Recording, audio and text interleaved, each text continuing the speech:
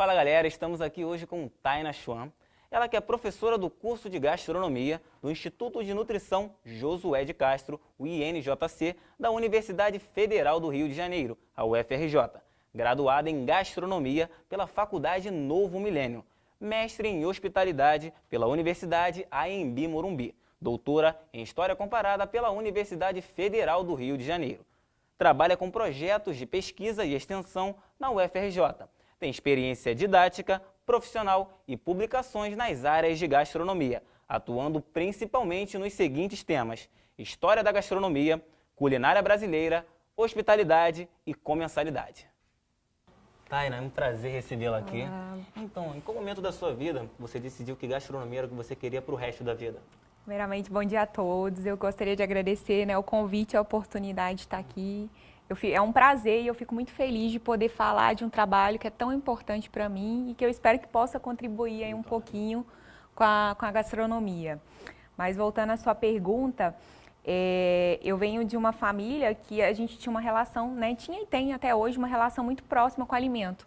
O alimento sempre esteve muito presente na minha casa, nos momentos de comemoração, nos momentos festivos.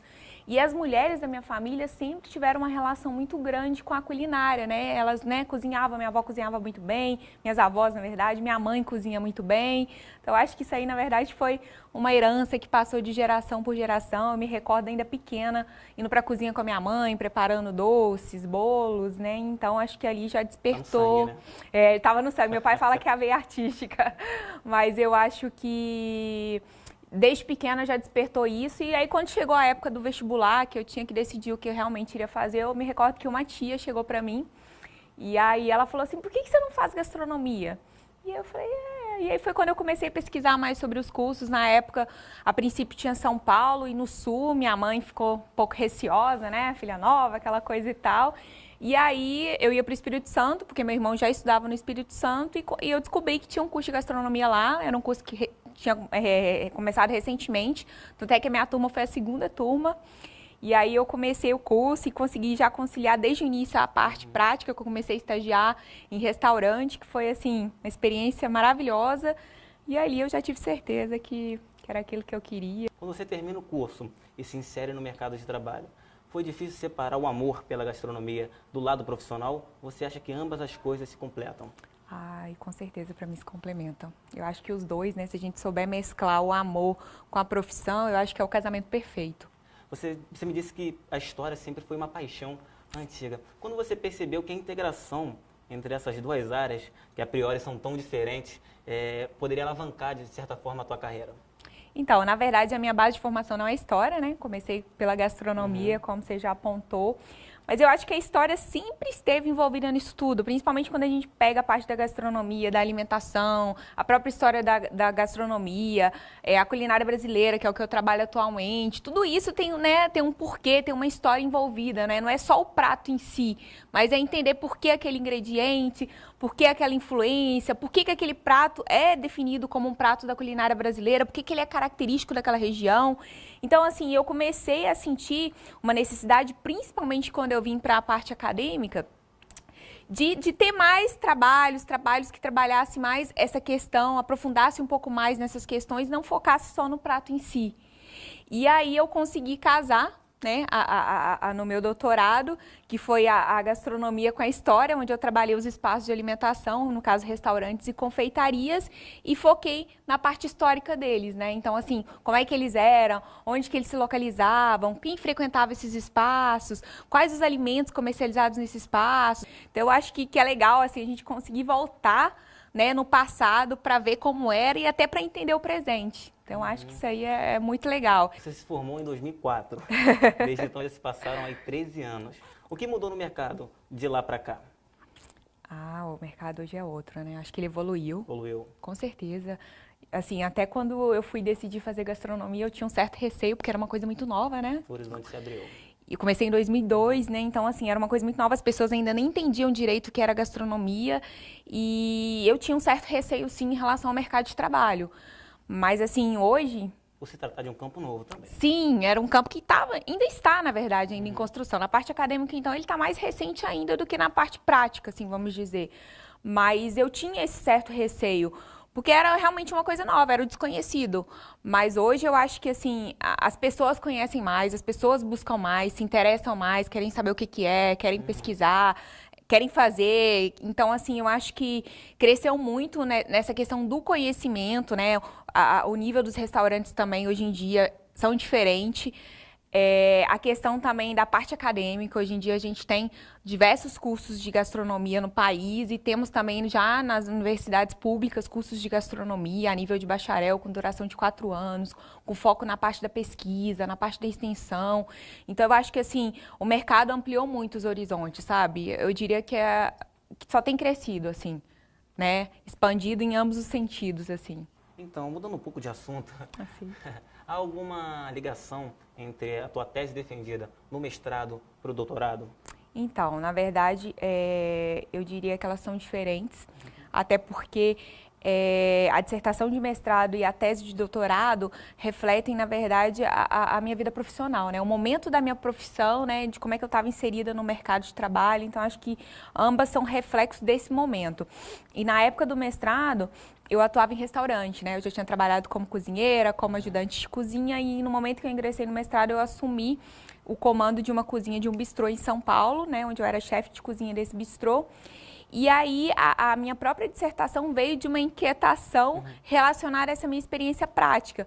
Que era o quê? Eu fui para o mercado de trabalho e eu, né, dentro de cozinha de restaurante, que foi, né, a maior parte à la carte, que foi onde eu atuei, e não tinha muito claro o que era a função de cada um, o que um ajudante tem que fazer, o que um cozinheiro tem que fazer, o que um chefe tem que fazer. E aquilo começou a me incomodar, porque eu achava que tinha que ser, até pela organização do espaço, era importante ter claro o que era a função de cada um.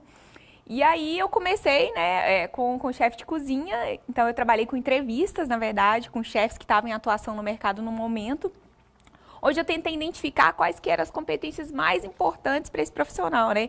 Quais os conhecimentos, quais as habilidades e atitudes que esse profissional precisava para atuar nesse cargo, né?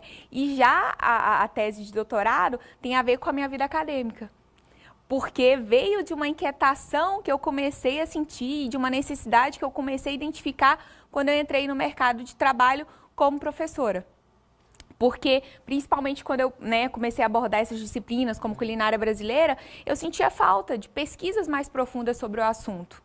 Né? O que a gente tem, infelizmente, são coisas muito sucintas. Então, eu acho que tem que focar mais nessa parte histórica de conhecer o prato, por que daquele prato, qual que é a influência daquele prato, qual que é a contribuição daquele prato para aquela região, por que aquele prato se tornou reconhecido como um prato típico de um estado ou até de um país. Então, eu acho que é importante a gente voltar para a história para tentar descobrir essas coisas, até para entender o presente.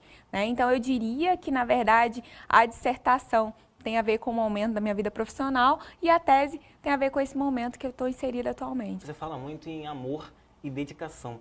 Além disso, o que o profissional de gastronomia tem que ter para ter êxito no mercado? Um diferencial para ele. Eu acho que tem que ter comprometimento. Eu acho que tem que ter respeito pelo que você trabalha. Eu acho que, né, respeito pelo que você faz, respeito pelo que o outro faz. E eu acho que curiosidade. Eu acho que a gente tem que estar assim, nunca achar que é só aquilo, sabe? Eu acho que tem que sempre sentir que você pode contribuir um pouco mais, que você pode voltar e buscar mais informação, mais conhecimento. E eu acho que o legal também é assim, eu nunca vou saber tudo, né? Então, estar sempre disposto a aprender. Eu acho que isso aí é o fundamental para qualquer profissão. Eu até falo com os meus alunos que é uma troca de conhecimento, porque eu estou ensinando, mas eu também aprendo com eles. Então, Taina, aprofundando um pouco mais o nosso bate-papo, qual era a dinâmica dos restaurantes e confeitarias no Rio de Janeiro no século XIX, datando aí de 1854 a 1890? Então, na tese de doutorado, eu trabalhei com o perfil dos restaurantes e das confeitarias no Rio de Janeiro. Eu usei, né, como recorte temporal, baseando nas questões ligadas à saúde, higiene, regras e leis focados nos espaços de alimentação, né? Então, em 54 a gente já tem um código de postura que já começa a abordar questões ligadas a esses espaços. Em 90 a gente começa a ter regras e leis mais específicas, né, que tratam especificamente de restaurantes de confeitaria. Então, eu encerrei o meu recorte ali porque eu entendi que a partir dali mudaria o que a gente entendia até então como restaurante de confeitaria. E nessa tese, né, o que eu busquei trabalhar foi o perfil desses dois espaços, então eu tracei um paralelo entre restaurante e confeitaria, buscando apontar o que era igual e também o que era diferente, né? O que era semelhante e o que era diferente nesses espaços. E é interessante a gente começar até pela questão da localização, né? Que é um fato interessante, principalmente no início do recorte temporal, os restaurantes se localizavam mais na região central, né, mais próximo ali ao centro, aos teatros. Já as confeitarias se localizavam já em diversas ruas da cidade, em bairros distintos. E aí eu poderia até justificar isso pela função de cada um. Enquanto a função principal do restaurante era a questão da refeição, né, o serviço de almoço, de jantar e até ceia, as confeitarias, além da venda, produção de doces, né, refinação de açúcar, também funcionavam como pequenos armazéns, né, onde as pessoas poderiam adquirir aqueles produtos para consumir em casa, né, internamente. E um outro fato curioso em relação aos restaurantes é que grande parte deles no início estava inserido em hotéis. Né, não eram independentes, assim, vamos dizer, diferentes das confeitarias. E um fato, né, que me leva a concluir isso é que no início do período, principalmente no início do século XIX, a alimentação estava muito ligada ao ambiente doméstico. Né? E aí depois ela começa a ir para o ambiente público. Isso também pode estar muito ligada, não só à questão da necessidade de se alimentar, né? As pessoas, estou dizendo que as pessoas não buscavam esses locais não só apenas para se alimentar, mas também no intuito de diversão. Porque nesse mesmo período na cidade, principalmente a partir de 1850, a gente tem uma indústria do entretenimento em crescente expansão, né? Em grande expansão aí na cidade, e a gente pode, né, destacar então as práticas de alimentação também como uma forma de diversão. E então isso aí poderia ser um dos principais fatores para meio que justificar isso e também justificar o crescimento, porque ao longo desse período eles só foram aumentando, né? E aí posteriormente é lógico que os restaurantes também começam a se distribuir por ruas diferentes, começam a se distribuir por diversos bairros, assim como as confeitarias. E também uma diferença é que eles param de ficarem só associados dentro de hotéis e começam a funcionar apenas como restaurante, né? Já mostrando aí uma demanda por espaços como esses, né? Um crescimento desses espaços. E aí, se eu pegar também a questão do público que frequentava esses espaços, eu trabalhei, na verdade, com a parte de anúncios, né? Basicamente, trabalhei com jornais e revistas, então eu tive acesso a muito anúncio de estabelecimento comercial. E aí, a gente tem muito claro, assim, que basicamente quem frequentava esses espaços eram camadas mais privilegiadas, ou até mesmo camadas medianas, como, por exemplo, a burguesia, que estava em expansão também nesse período. Mas também eu tenho evidências que me levam a crer também que esses espaços eram frequentados também por camadas não remediadas, né, com populações com poder um pouco mais baixo. A tua vontade de estudar, fazer esse recorte no século XIX, tem a ver com a importância desse século para o Brasil? Porque em 1808, data a chegada da família real ao Brasil, 14 anos depois, a independência. Tem algo a ver a tua vontade de estudar com esse fato, a cidade do Rio de Janeiro, como o estado sendo a capital do Brasil? Sim, né? O Rio, nesse período, teve uma representação muito significativa, né? Era a principal cidade do país e assim, a questão das influências, principalmente na culinária, eu consegui identificar principalmente a gestação de uma culinária brasileira aí nesse período, né? Então foi um dos motivos que me levou a querer pesquisar, para poder entender principalmente essas questões das influências, né? Porque o Rio recebeu gente de vários países, né? Além dos portugueses que aqui ficaram. Então eu quis olhar e tentar entender um pouco isso, trazendo para a questão da gastronomia em si. Entendi. Então, quais eram os hábitos alimentares dos cariocas naquela época e como se dava a produção desses pratos? Então, como bem você falou, assim, né? A gente tem a vinda da família real em 1808 e com eles, cada vez mais, atraía-se imigrantes para o país. Então, a gente teve gente de diversos países aí, posso destacar franceses, italianos, alemães, americanos, A culinária foi bom. Os próprios portugueses, né? Que vão, na verdade, o quê? Contribuir também com essa culinária. No caso do Rio de Janeiro, a gente tem muito forte aí, principalmente a partir de 1850, 54, nos restaurantes e nas confeitarias também, a influência francesa. Né? O Rio se inspirava muito na Europa, né? Porque a Europa era sinônimo de civilidade, de progresso. E aí a gente tem, por exemplo, a culinária francesa muito marcante nos restaurantes, mas também na confeitaria, através de produtos, através de pratos, porque também vinha muita coisa de fora, que era vendido nesse espaço, principalmente nas confeitarias, mas tinha, por exemplo, as amêndoas que vinham de fora, o chocolate que vinha de fora, as frutas que vinham de fora, caixinhas para presentear que eram comercializadas nas confeitarias, o próprio vinho francês também era marcante. E além dessas questões, a gente também tem a questão da língua. Né? O que eles faziam? Eles divulgavam os cardápios em franceses naquela época, né? Era chique falar francês, né? E é interessante que às vezes a gente tem restaurante que nem é só de culinária francesa, que mescla outro tipo de culinária, mas na hora de divulgar usa a língua francesa para poder, né? Se divulgar, para se destacar, né? Então a culinária francesa, né? E essa influência francesa era um chamariz para esses espaços. Além dos franceses, a gente tem também muito significativo uma influência italiana. Então, era muito comum os restaurantes oferecerem massas, como ravioli, o próprio talharim. Eu achei evidências também de confeitaria produzindo massas italianas para vender. Então, era muito comum, achei muita evidência ligada à questão da culinária italiana.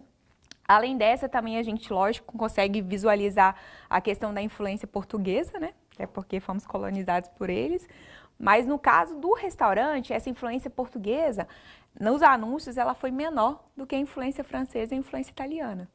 Né? Lógico que eu achei pratos à base de bacalhau, o próprio vinho que era comercializado nos restaurantes, mas não era tão evidente quanto foi a influência francesa e a italiana nesse período. E já na parte da confeitaria, a gente consegue identificar isso melhor. Então, na confeitaria, eu consigo ver essa influência portuguesa mais ativa, mais evidente, né? Através dos produtos que eram comercializados. Então, vendia-se bacalhau de Portugal na confeitaria, vinho português na confeitaria, a própria fruta que vinha de Portugal e era comercializada, as compotas portuguesas comercializadas. E, além disso, eu posso destacar também, por exemplo, a empada, que era um chamariz das confeitarias. Todas as confeitarias da época vendiam empada, né? Empada quentinha, empada de camarão, empada de frango. Então, era difícil achar um anúncio de confeitaria que não mencionasse a questão da empada. E, além desse, temos os pastéis também, né? Que, na verdade, eram como se fossem as tortinhas, pastel de nata, os pastéis salgados, que também estavam muito presentes nesse espaço. Então, a culinária portuguesa foi mais evidente nas confeitarias do que até nos restaurantes. E é lógico que assim, eu não posso descartar que dependendo pelo tipo de pesquisa que eu fiz, eu trabalhei mais com anúncios, talvez a culinária portuguesa nos restaurantes não usassem tantos anúncios para se promover, talvez fosse uma culinária mais do dia a dia, mais casual, né? Talvez por isso ela não tenha ficado clara. Outra forma de publicidade naquela época. Ou então, também porque eu não posso descartar também que talvez nos restaurantes ela não fosse tão significativa como foi nas confeitarias, né? Também é uma possibilidade. E aí, além disso, no final do período, a gente já começa a ver também a questão de uma influência já brasileira. Então, eu começo a ver no Rio de Janeiro restaurantes que se definiam como baiano, oferecendo vatapá, o caruru, a própria muqueca, que era ofertada nesses espaços, e também uma gestação da culinária brasileira, porque existem já restaurantes que anunciavam, por exemplo, leitão recheado à brasileira. Por mais que eu não sei a técnica, porque eles não divulgavam, mas eu já estou vendo o nome brasileiro utilizado. Uma outra coisa que foi muito significativa nesse período, um prato, né, que foi muito significativo, foi a própria feijoada. Eu já achei evidência da feijoada no Rio já em 1839, numa festa, numa igreja, onde eles faziam uma barraquinha, e nessa barraquinha era vendida a feijoada. Então já me leva a crer, porque se uma barraquinha, se uma festa, né, de igreja está comercializando feijoada, já devia ser um prato já conhecido na cidade. E para a Câmara Cascudo, a feijoada é baseada em cozidos europeus, né? Por quê?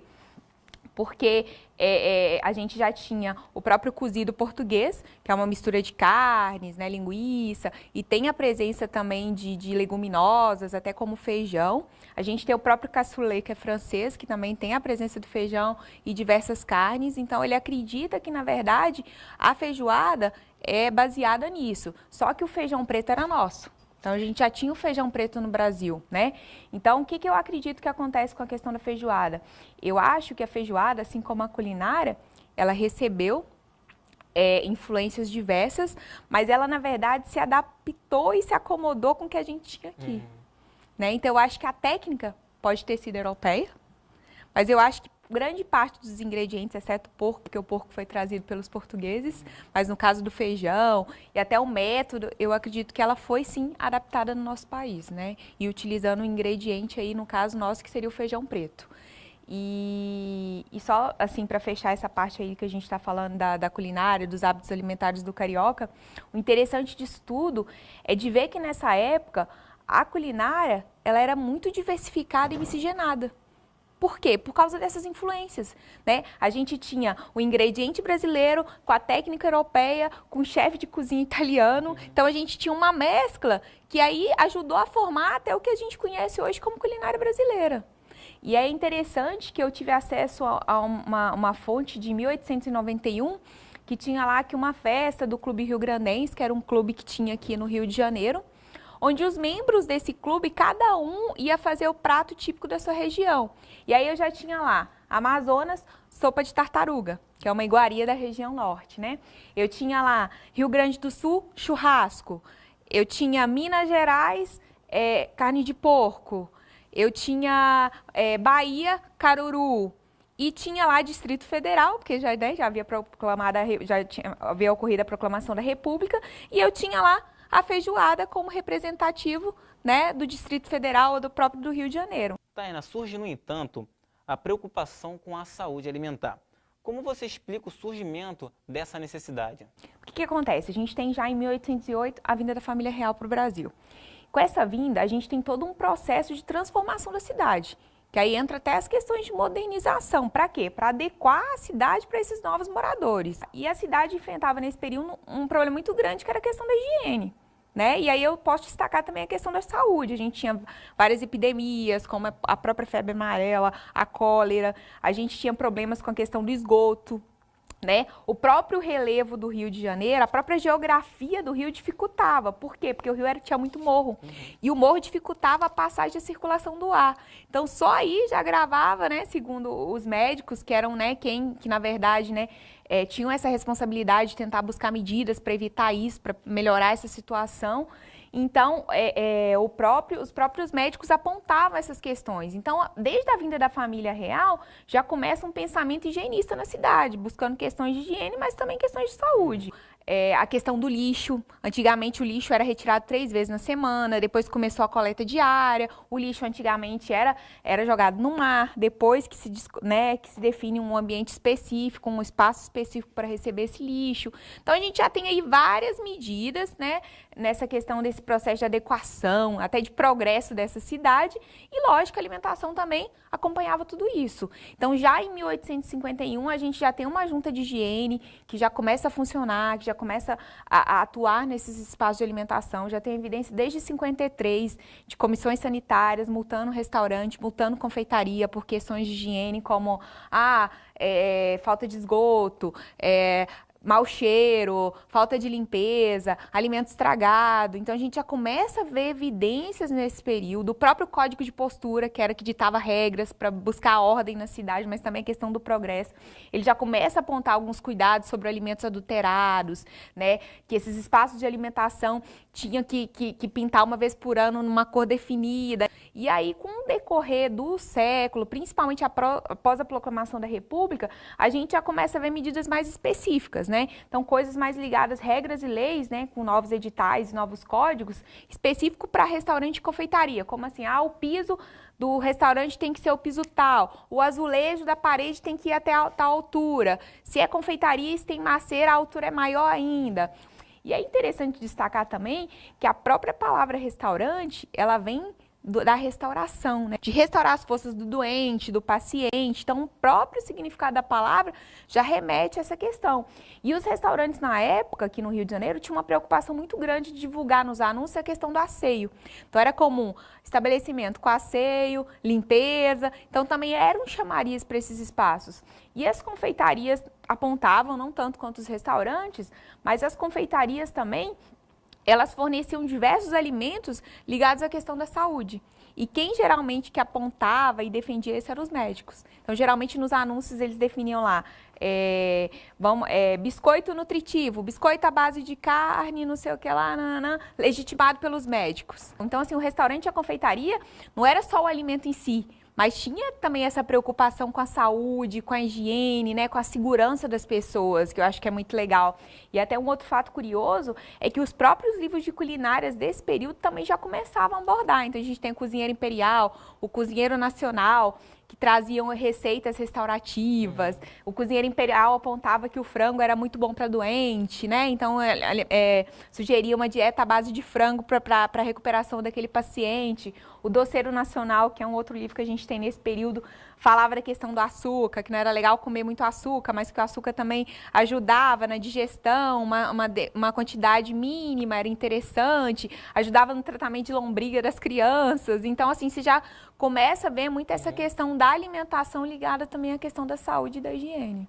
Taina, foi um prazer recebê-la aqui. Já fica o convite aí para próximas ocasiões, para a gente bater mais um papo. Ô, Rogério, eu que agradeço. Foi um prazer estar aqui. Estou à disposição aí de vocês. Viu? Obrigada. Muito obrigada.